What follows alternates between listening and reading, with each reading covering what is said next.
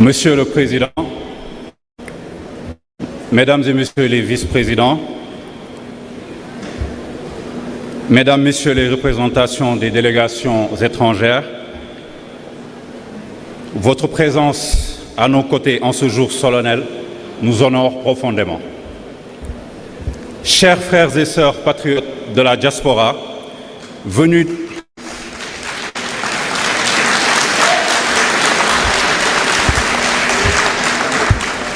des quatre coins du monde, d'Europe, d'Amérique, d'Afrique et d'Asie, vous qui n'avez jamais oublié la patrie, vous qui avez envoyé vos deniers, vos prières et votre espérance, votre temps, chers frères et sœurs patriotes des coordinations nationales, des mouvements nationaux des cadres, des jeunes, des femmes, des artisans, des Domudara, des Domdango,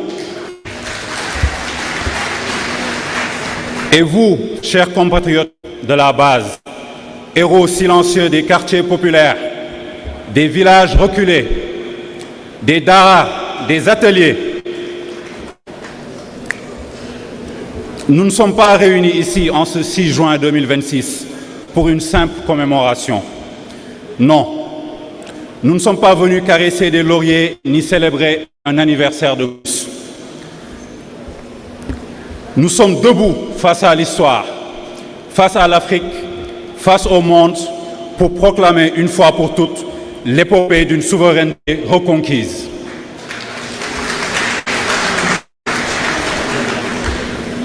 Chers frères et sœurs, chers compatriotes, l'histoire que nous allons raconter aujourd'hui commence en un jour précis de janvier 2014.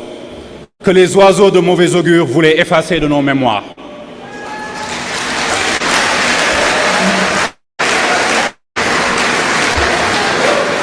Ce jour-là, dans une modeste salle de l'université Cheikh Anta Diop de Dakar, un homme intègre, inspecteur des impôts et domaines,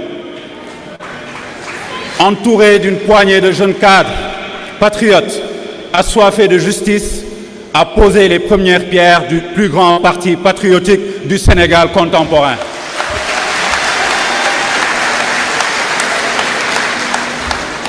Cet homme, je pense que vous le connaissez tous, il s'appelle Ousmane Sonko.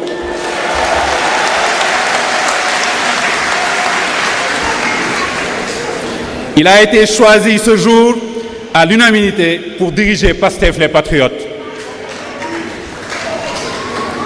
Juste après, le parti PASTEF a publié un texte fondateur, l'appel aux patriotes, avec une phrase qui résume notre ADN. Le Sénégal est un projet confisqué par une oligarchie qui brade nos ressources et aliène notre avenir.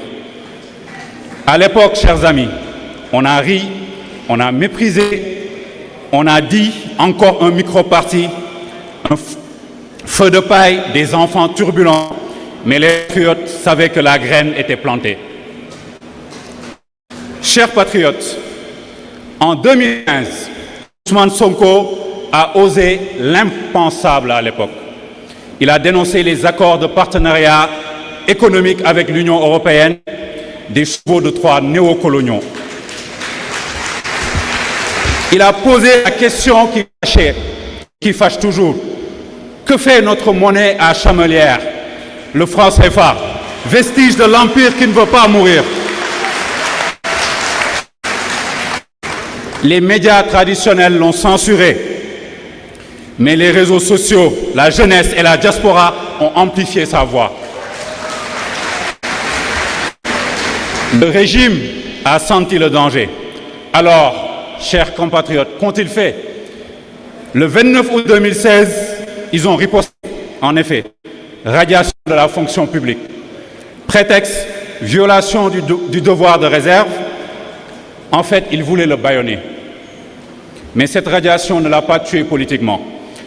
Elle l'a transformé en héros national.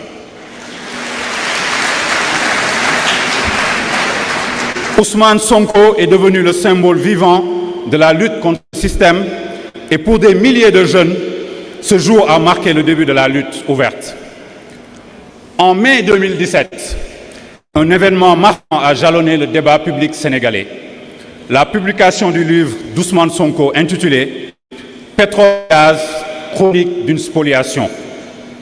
Cet ouvrage, publié quelques années avant l'entrée en production des premières ressources offshore du Sénégal, se présente comme une analyse critique des contrats pétroliers et gaziers signés par l'État du Sénégal. Dans ce livre, Ousmane Sonko dénonce le manque de transparence et des clauses désavantageuses pour le Sénégal dans les accords d'exploitation de nos hydrocarbures. Il met en lumière les risques de spoliation des ressources naturelles au profit des compagnies étrangères et d'une élite locale.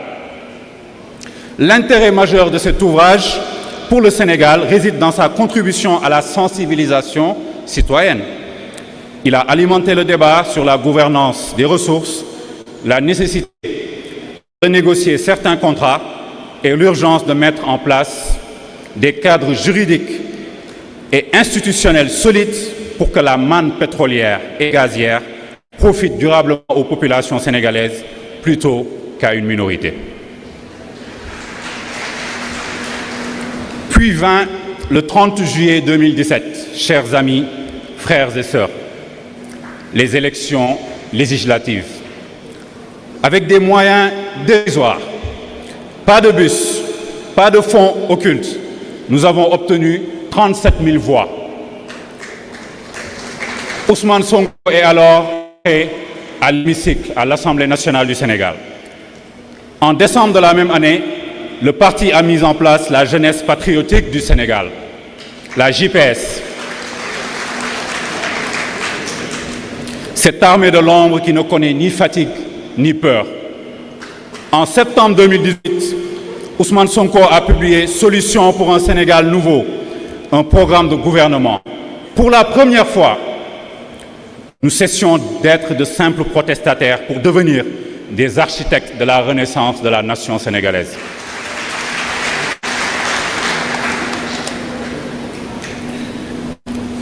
Le 28 septembre 2018, le parti a installé le Mouvement national des cadres patriotes, le MONCAP. Ingénieurs, économistes, universitaires, cadres de la diaspora, notre cerveau technique. Et le 24 février 2019, à la présidentielle, avec notre programme politique, nous avons obtenu 687 523 voix, soit 16% des suffrages, troisième de l'élection présidentielle. Les vieux partis ont senti le sol trembler. PASTEF a fusionné cette même année avec 14 structures politiques et associatives, donnant naissance à notre dénomination actuelle, Patriotes africains du Sénégal pour le travail, l'éthique et la fraternité. Nous n'étions plus un mouvement, mais une machine de reconquête nationale.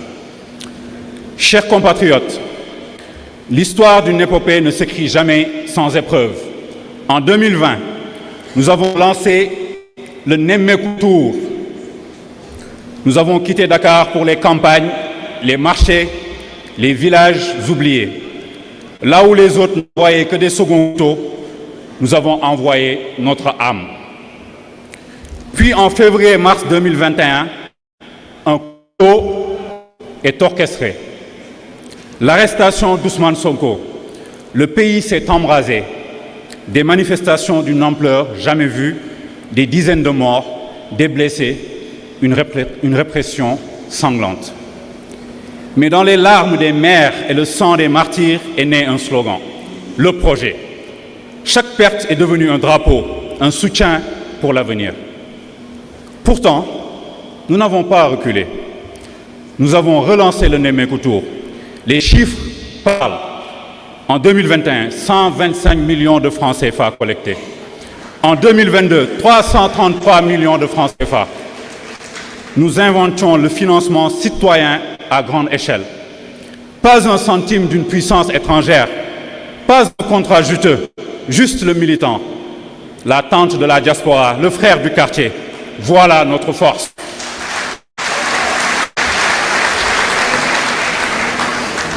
En janvier 2022, Ousmane Sonko est élu maire de la belle ville de Ziguinchor. En 3 mois, nous avons assaini les rues, éclairé les quartiers sombres, numérisé les services municipaux.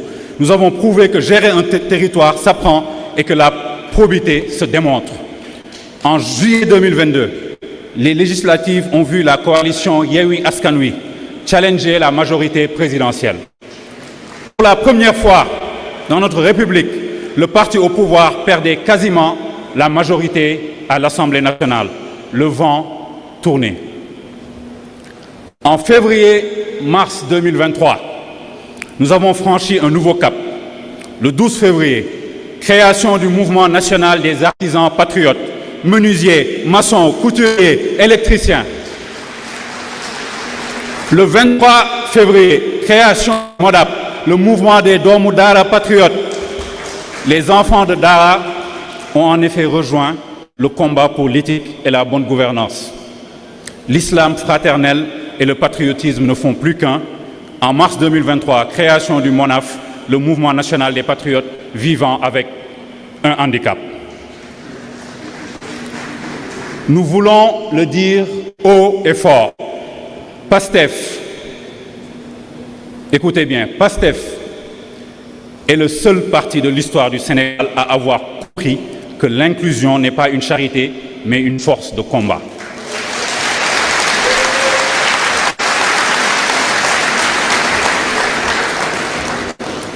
Et puis,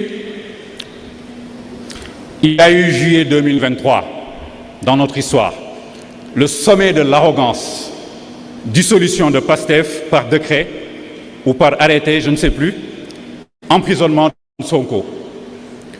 Certains ont cru à cette période, à cette date, que le projet était mort. Mais dans l'ombre des prisons, la stratégie s'affinait. Un nom a émergé, Bassirou Diomaye Diakhar Faye, candidat de la dernière heure choisi par le président Ousmane Sonko.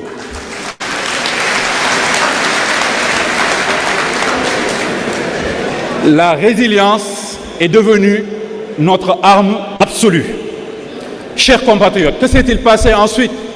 Le 24 mars 2024, élection présidentielle, 50,28% des suffrages dès le premier tour.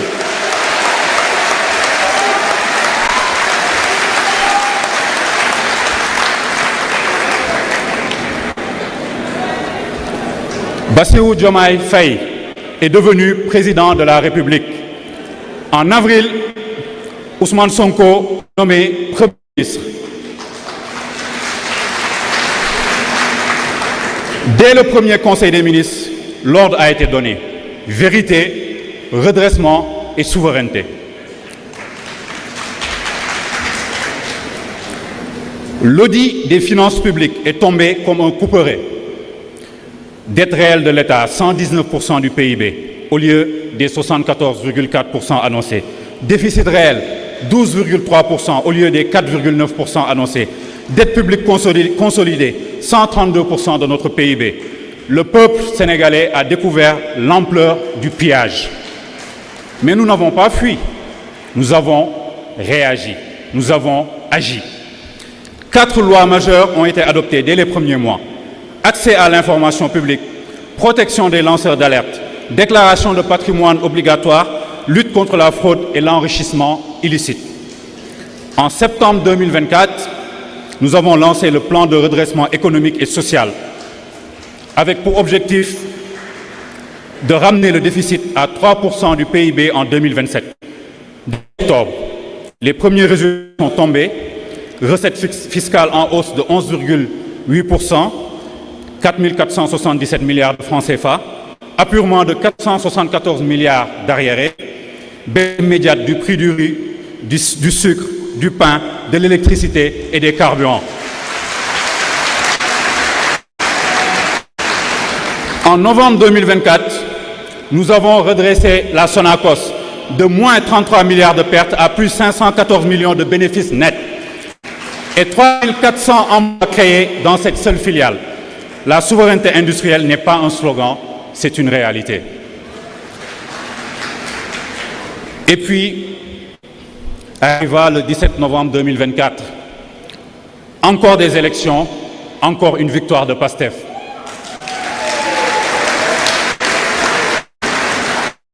D'autant plus que PASTEF, sous l'éclairage de son président Ousmane Sonko, s'est présenté seul. Et on voit bien aujourd'hui qu'il avait raison.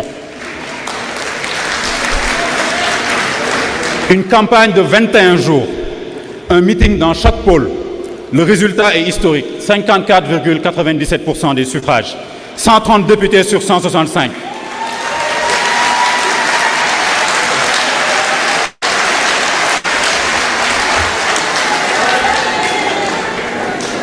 Notre frère El Malick Ndiaye, président de l'Assemblée nationale.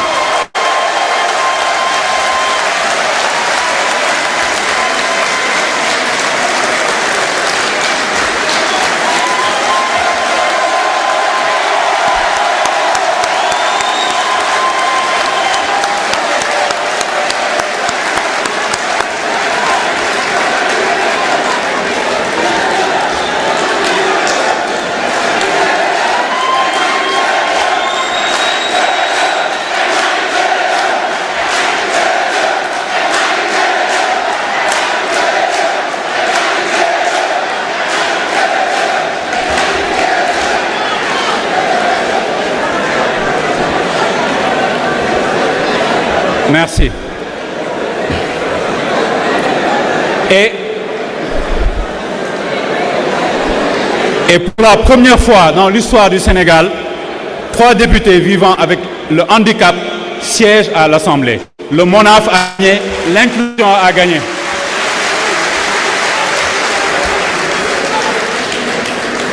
Permettez-nous de nous arrêter un instant sur l'Assemblée nationale. Sous la présidence d'El Malick Ndiaye, nous avons révisé le règlement intérieur, créé un comité permanent d'évaluation des politiques publiques. Le bilan des travaux parlementaires fait état d'une activité soutenue et de plusieurs avancées significatives en matière de contrôle et de transparence. Au total, 36 lois ont été examinées et validées.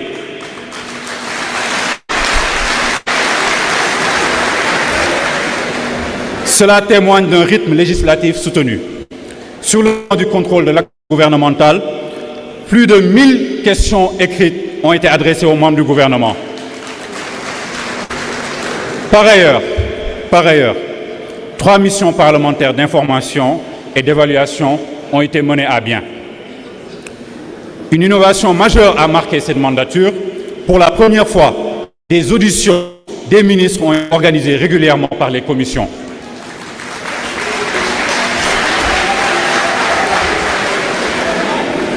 Enfin, le Premier ministre a répondu à 5 questions d'actualité au gouvernement.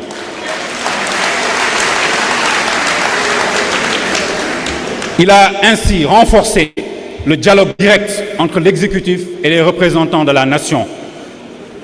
Puis il y a beaucoup de choses qu'on peut citer qui ont été faites à l'Assemblée nationale. Le pointage biométrique, le vote électronique, la messagerie professionnelle sécurisée. Les résultats parlent d'eux-mêmes. Pendant ce temps, la diplomatie a avancé. L'accord de Bissau pour la Casamance a permis le retour de 197 villages de déplacés. Sur le plan énergétique, le champ pétrolier Sangomar et le champ gazier GTA ont démarré. Le Sénégal entre dans le cercle des nations productrices d'hydrocarbures, mais cette fois, c'est nous qui contrôlons, c'est nous qui négocions et c'est nous qui décidons.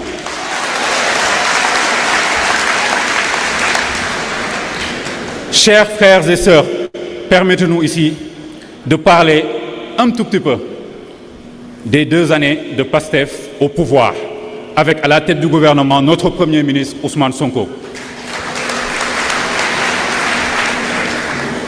2 ans seulement, malheureusement pour le Sénégal. Cependant, le visage de notre pays a complètement changé.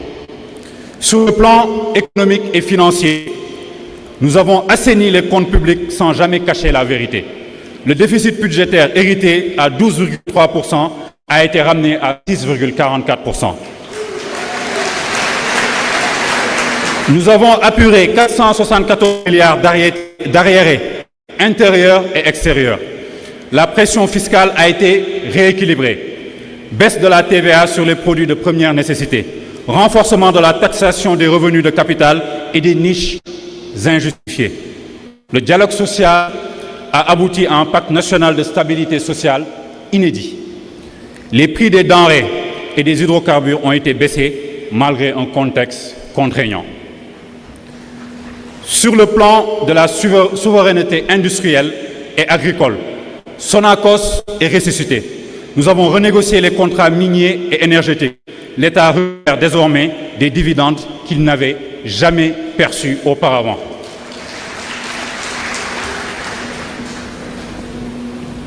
La couverture maladie universelle a été étendue à 1,2 million de nouveaux bénéficiaires, dont les travailleurs informels et les artisans. Et 3 400 emplois directs ont été créés dans la seule filiale Sonacos, sans compter les milliers d'emplois indirects liés aux projets d'infrastructure. Sur le plan des réformes institutionnelles, le parquet financier a été opérationnalisé, même si on n'est pas totalement satisfait, nous attendons encore les résultats. Les déclarations de patrimoine des ministres, députés et directeurs généraux sont désormais devenues obligatoires, même si il paraîtrait que tout le monde n'est pas allé faire sa déclaration. Sur le plan diplomatique, l'accord de Bissau a été signé, la Casamance respire la paix, la souveraineté retrouvée sur nos hydrocarbures a permis de réorienter 40% des revenus pétroliers et gaziers vers le fonds de dotation pour les générations futures, conformément à ce que nous avions écrit dans notre programme. Chers patriotes, en 2 ans, nous avons posé les fondations d'un État redressé, transparent et souverain, et nous n'en sommes qu'au début. Désormais, l'épopée entre dans sa phase d'impulsion au moment où le Premier ministre a été démis de ses fonctions et un nouveau gouvernement sans PASTEF a été formé. Chers patriotes, comment un parti né d'une poignée de militants a-t-il pu, en 10 ans seulement, conquérir la présidence de la République, conquérir l'Assemblée nationale? D'abord, l'engagement bien sûr, mais aussi le financement citoyen. 2017, Bokna, 7 millions de francs CFA. 2019, 105 000 euros. 2021, 125 millions. 2022, 333 millions. En 2024, campagne présidentielle, plus d'1 milliard. En 2025, meeting payant à la Dakar Arena. Jamais un centime étranger n'a acheté notre conscience. Ensuite, par notre organisation électorale, notre secrétariat aux opérations électorales a couvert 100% des centres de vote. Transmission des données avant minuit, plateforme Jargon, application PASTEF et moi, etc., etc. Enfin, par l'innovation de terrain, PASTEF est le parti le plus innovant de l'espace politique sénégalais. Nemmeeku Tour, porte-à-porte, don de sang, PASTEF Action, vacances école patriotique, Université du Mont-Cap, Académie citoyenne, Jotna TV. La liste n'est pas exhaustive. Chers frères et sœurs, nous avons parcouru un chemin immense. De janvier 2014 à la reconquête de notre Assemblée nationale, de notre économie, de notre dignité. Mais l'épopée est loin d'être achevée. Elle ne fait que commencer. Aujourd'hui, 6 juin 2026, nous lançons un appel. La deuxième phase de la reconquête. Nous devons gagner la bataille des mentalités. Brisons la culture de la prédation. Construisons un Sénégal où la compétence prime sur la complaisance, le travail sur la combine, la vérité sur le mensonge, l'intérêt général sur les intérêts particuliers. Que ceux qui veulent retourner à l'ancien monde se préparent à perdre. Car oui, ils vont perdre. Que ceux qui doutent regardent nos chiffres. Que ceux qui nous ont tourné le dos lisent nos résultats. Que ceux qui pensaient que la dissolution de juillet 2023 nous tuerait, nous regardent aujourd'hui, debout, plus fort que jamais. Chers frères et sœurs, nous devons nous poser cette question solennelle. Allons-nous nous engager à ne jamais céder à la fatigue, Allons-nous nous engager pour défendre le projet contre les prédateurs de l'intérieur comme les ingérences de l'extérieur? Allons-nous nous engager pour faire de l'année 2026 l'année où nous finissons de reconstruire sur des fondations éthiques et patriotiques? Le don de soi pour la patrie, le projet Jamais sans nous, Pastef les Patriotes, maintenant et pour toujours. Vive la République souveraine du Sénégal, vive la diaspora debout pour la patrie, vive l'Afrique libre et fière. Chers compatriotes, je vous remercie. Que Dieu bénisse le Sénégal.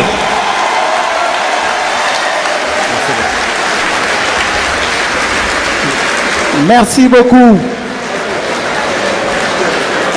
Merci beaucoup, Bassirou.